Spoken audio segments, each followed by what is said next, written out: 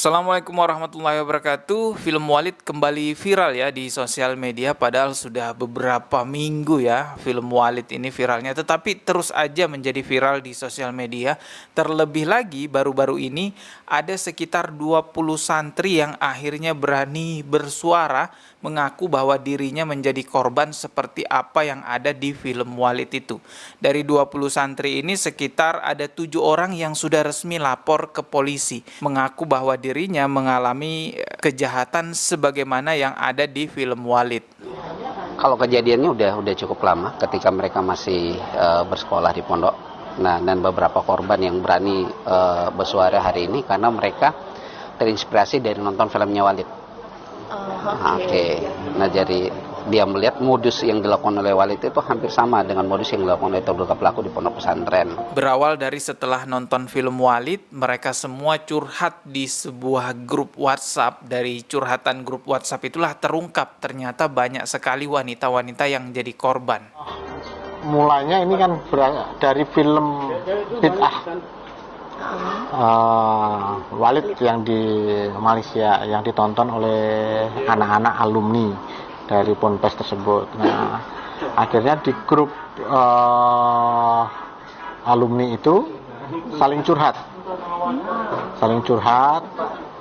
Kok film Walid itu kok sama dengan yang kita alami, kira-kira begitu. Dan kemudian akhirnya di grup menjadi pembicaraan yang diskusi yang lebih hangat, kira-kira begitu, dan akhirnya mereka memutuskan untuk speak up.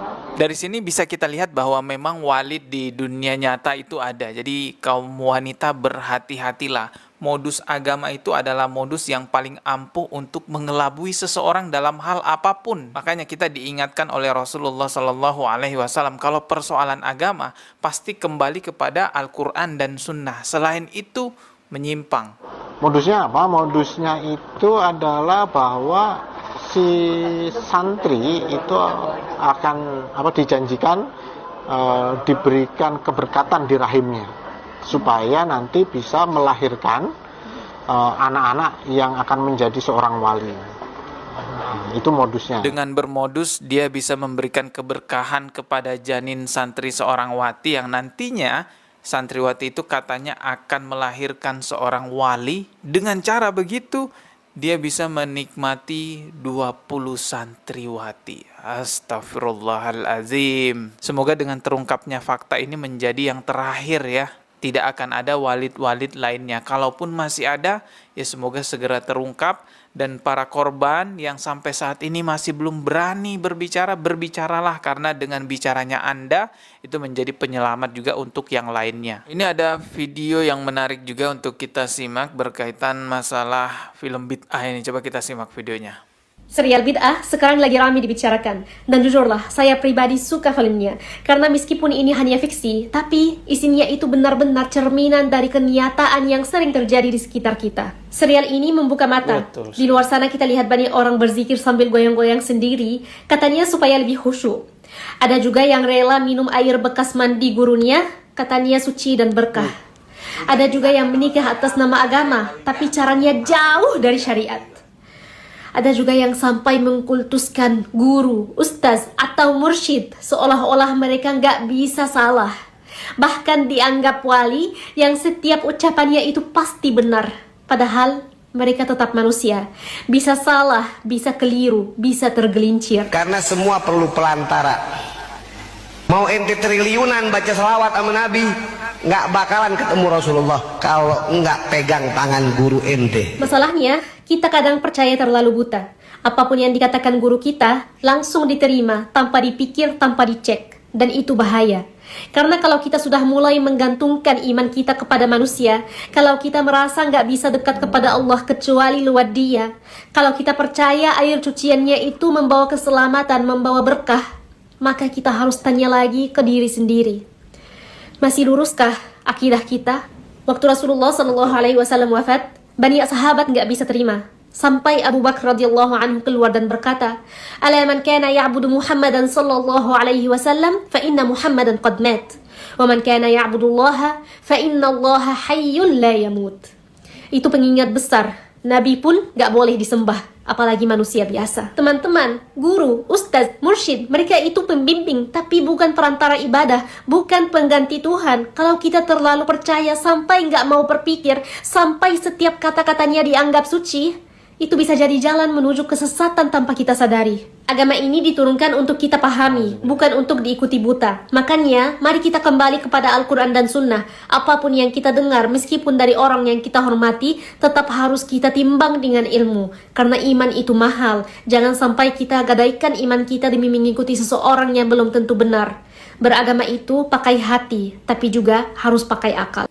Masya Allah ya, benar sekali apa yang dikatakan, kita nggak boleh fanatik buta. Ya sebenarnya problem terbesarnya adalah kefanatikan buta. Makanya kita tuh nggak boleh fanatik buta kepada siapapun. Tidak semua orang yang agamawan itu benar-benar jujur, benar-benar baik. Bahkan Rasulullah Shallallahu Alaihi Wasallam kan sudah mengingatkan kepada kita bahwa nantinya di akhir zaman itu ada hal yang juga mengerikan lebih daripada Dajjal, yaitu datangnya ulama ulama pembohong, orang yang menjadikan agama sebagai kedoknya untuk memuaskan nafsunya. Harus selalu diingat teman-teman bahwa sarana menipu paling ampuh adalah menggunakan kedok agama. Makanya ketika kita menerima edukasi agama selalu kembalikan kepada Al-Quran dan hadis. Apakah ini benar dari Rasulullah? Apakah ini benar firman Allah?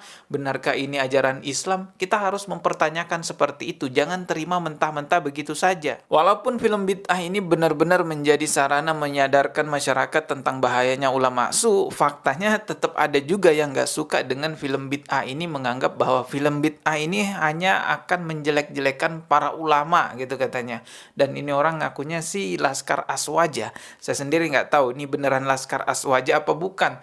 Yang ujung-ujungnya kalau kita lihat narasinya itu menyalahkan orang Salafi yang mereka tuduh Wahabi.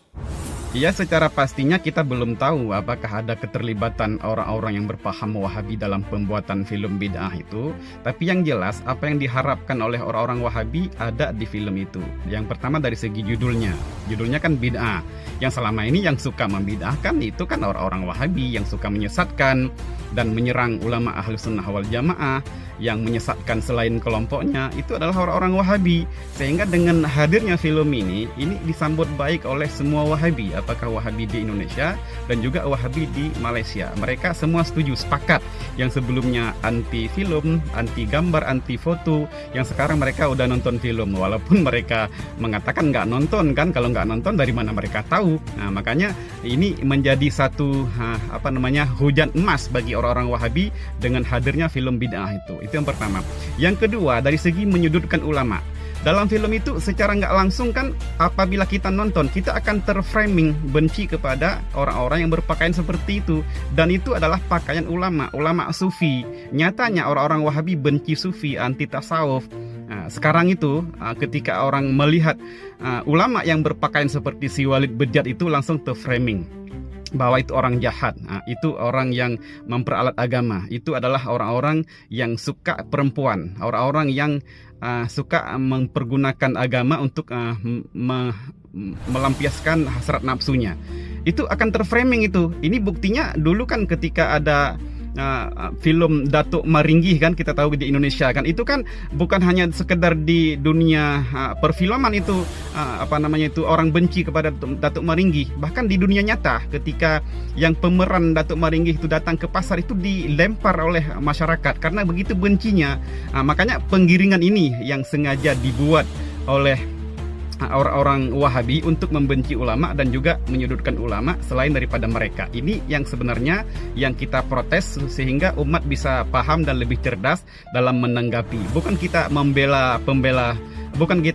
pelaku maksiat, bukan kita sama pendapat dengan si Walid itu kan, nggak ada yang setuju dan nggak ada yang sepakat karena itu perbuatan maksiat yang tidak dibenarkan oleh agama kita. Ujung-ujungnya yang dituduh orang Salafi yang mereka panggil-panggil Wahabi itu. Ya sudahlah, mau mereka sebut Wahabi kah, sebut apakah, yang penting jangan berhenti menyadarkan masyarakat bahwa ketika kita menerima edukasi agama, kembalikan lagi. Benarkah itu dari Allah? Benarkah itu dari Rasulullah? Benarkah itu ajaran Islam? Jangan hanya menerima mentah-mentah begitu saja. Setiap perkataan orang bisa saja kita terima, bisa saja kita tolak, kecuali perkataan Rasulullah Sallallahu Alaihi Wasallam. Kita ketemu lagi di video berikutnya. Subscribe dan juga loncengnya ditekan sebagai notifikasi. Wassalamualaikum warahmatullahi wabarakatuh.